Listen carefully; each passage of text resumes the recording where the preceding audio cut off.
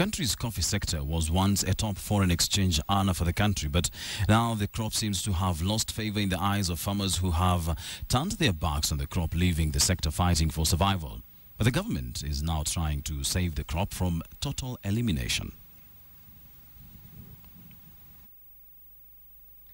Anytime is tea time in Kenya, with 90% of the population consuming an average of 400 grams of tea annually, with the commodity also sitting pretty as the country's largest foreign exchange earner, accounting for 21% of the country's total exports and bringing in $951 million annually.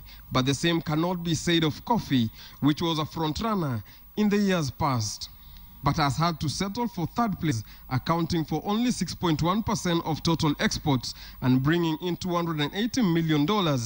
In the last 20 years, the coffee industry has been on a free fall, a fact that has seen farmers sell their land or turn to other competing enterprises.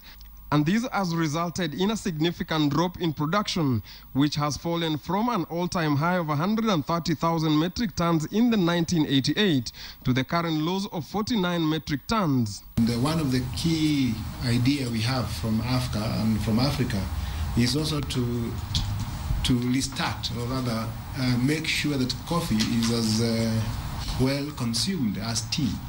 The key challenges facing the sector include limitation in production, marketing and processing of coffee beans. And now, the sector is also grappling with declining land holding sizes, aging coffee plants, rising competition from other agricultural enterprises, and the allure of real estate development. The truth about this is that there's competition for throat space. You can't have coffee and tea at the same time.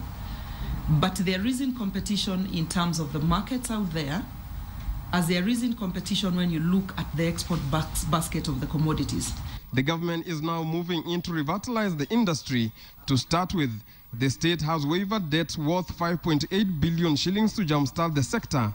To sweeten the deal further, the state has also announced that farmers can now receive coffee payments in dollars, access coffee buyers in overseas markets directly, and choose from a long list of service providers. The prices have been looking up at the auction, and therefore that already is a plus and it's a motivating factor for the farmers. And the report I'm getting is that there is positive response.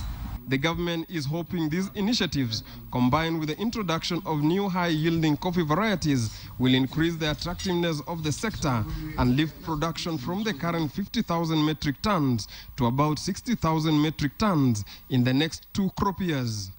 Philip Keitan, KTN Business.